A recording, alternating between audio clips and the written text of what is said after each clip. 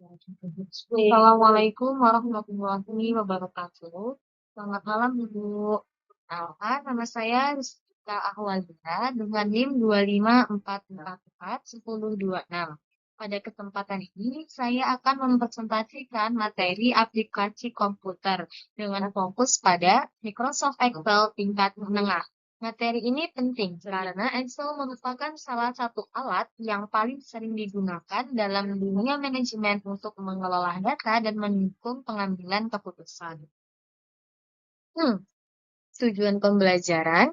Dalam modul ini, tujuan pembelajaran yang ingin dicapai adalah agar mahasiswa mampu menganalisis data menggunakan Excel, melakukan perhitungan otomatis, serta menyajikan data dalam bentuk grafik yang informatif. Nah, dengan kata lain, setelah mempelajari materi ini, kita diharapkan tidak hanya bisa menginput data, tetapi juga memahami dan mengelola data tersebut secara efektif.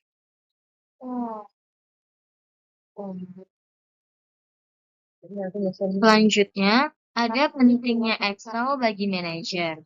Excel sangat membantu manajer dalam mengelola data penjualan, keuangan, maupun data operasional lainnya. Dengan Excel, data yang jumlahnya besar dapat diolah dengan cepat, rapi, dan akurat. Selain itu, Excel membantu manajer melihat pola, tren, dan perbandingan data, sehingga keputusan yang diambil menjadi lebih tepat. Hmm, Selanjutnya ada analisis data di Excel. Pada bagian analisis data ini terdapat beberapa fitur utama yang digunakan, yaitu sort, filter, serta fungsi countif dan if. Nah, fitur sort digunakan untuk mengurutkan data, misalnya dari nilai terbesar ke terkecil atau berdasarkan abjad. Sedangkan filter digunakan untuk menampilkan data tertentu saja tanpa menghapus data lain. Kedua, filter ini sangat membantu ketika kita bekerja dengan data dalam jumlah yang besar. Nah, selanjutnya yaitu ada fungsi countif dan if. Fungsi countif ini digunakan untuk menghitung jumlah data berdasarkan kriteria tertentu. Misalnya, menghitung berapa kali suatu produk terjual. Kemudian ada fungsi if yang digunakan untuk logika jika atau maka. Contohnya, jika penjualan belum mencapai target, maka hasilnya tidak. Dan jika sudah mencapai target, maka hasilnya iya. Nah, fungsi if sangat membantu dalam pengambilan keputusan otomatis. Selanjutnya ada sure data. Nah, yang pertama kita pilih sure and filter. Nah, setelah itu kita edit, pilih format pengurutan. Nah, yang kedua, apa tadi yang kedua? Tag data, kemudian klik tombol sortir. Continue. Setelah itu,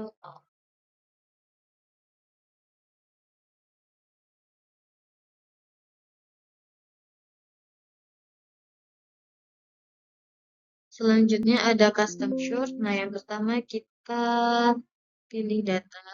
Habis itu yang kedua kita ke sortir custom.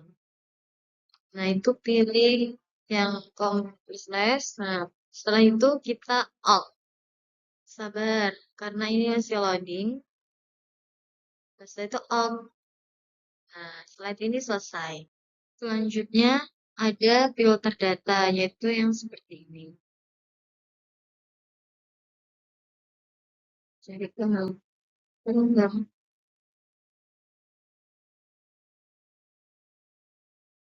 Selanjutnya ada fungsi-fungsi, yaitu tentang fungsi countif dan fungsi if. Sum data di Excel.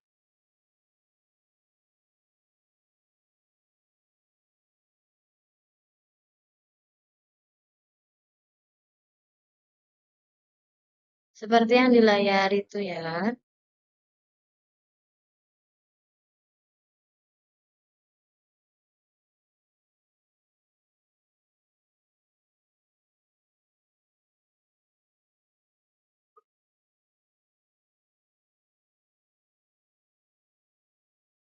tambah 86. Itu tambah 87. Jadi, sekiranya mungkin seperti itu. Nah, untuk video yang sum datanya Excel udah ada yang di atas. Di sini saya cuman menerangkan sum data di Excel. Nah, yang pertama itu ada mengorganisir dan memanipulasi data numerik. Yang kedua ada klik sel tempat Anda ingin menampilkan total penjumlahan. Yang ketiga ada klik tombol auto sum dari tab editing. Sorot sel akan ditambahkan. Nah, yang kelima ada klik enter untuk menarik. Yang keenam juga dapat ditemukan di bawah tab formulas. Selanjutnya ada simple math, yaitu menjumlahkan data. Sum dan auto sum. Nah, sum digunakan untuk menjumlahkan angka. Auto sum membantu menjumlahkan data dengan cepat hanya dengan satu klik. Fitur ini sering digunakan dalam laporan keuangan dan penjualan. Nah, video yang ini tadi ada di slide yang ke-8. Selanjutnya ada pertanyaan pertama, yaitu mengenai operasi matematika dasar. Nah, di sini Excel itu dapat digunakan untuk penjumlahan, pengurangan, perkalian, dan pembagian. Nah, semua perhitungan tadi itu dapat dilakukan secara otomatis dan akurat. Nah, grafik dan chart di Excel di sini tuh grafik digunakan untuk menyajikan data dalam bentuk visual agar lebih mudah dipahami. Nah, beberapa grafik yang sering digunakan antara lain column charts, bar charts, dan pie charts. Salah satu grafik yang sering digunakan adalah clustered column charts karena cocok untuk membandingkan data antar kategori. Nah, jika ingin mengubah jenis grafik, kita bisa menggunakan menu chart design dan memilih change charts type. Nah, selanjutnya ada menambahkan dan mengubah grafik. Nah, di sini ada langkah membuat grafik, yaitu bisa pilih data, klik menu insert, pilih jenis grafik. Nah, jika ingin mengubah grafik, gunakan menu chart design dan cek chart type seperti yang slide 12 tadi, yang sudah saya jelaskan. Selanjutnya ada cluster column charts. Ya, ini grafik ini cocok untuk membandingkan data antar kategori. Misalnya, penjualan antar bulan, perbandingan produk, ataupun nilai-nilai seperti saya ini. Nah, grafik membantu data terlihat lebih jelas dan menarik. Nah, ini videonya. Di sini kita bisa memilih-memilih sesuai keinginan kita, apa yang kita mau dan apa yang membuat kita menarik dan paham.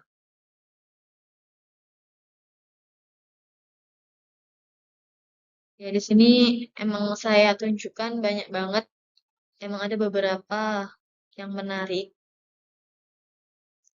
Tapi bagi saya suka yang ini karena lucu. Sekian.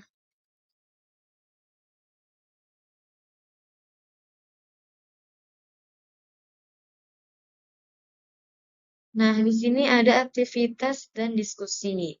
Di sini kita bisa membuat tabel, survei di sini yang Ibu kasih menyajikan dalam bentuk grafik tujuannya agar terbiasa menggunakan Excel secara praktis. Nah, cara-caranya ada di slide ke-14.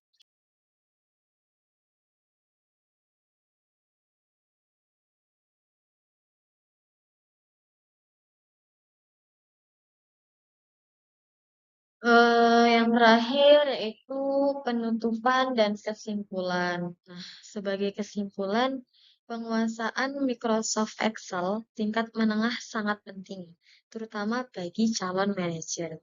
Excel membantu dalam analisis data, perhitungan otomatis, dan penyajian data secara visual. Nah, dengan memahami fitur-fitur ini, pekerjaan menjadi lebih efisien, keputusan lebih tepat, dan laporan terlihat lebih profesional. Terima kasih, Ibu Lilis. Mungkin cukup sekian presentasi yang dapat saya sampaikan. Kurang lebihnya, saya mohon maaf jika ada kesalahan. Saya minta maaf sebesar-besarnya. Wassalamualaikum warahmatullahi wabarakatuh.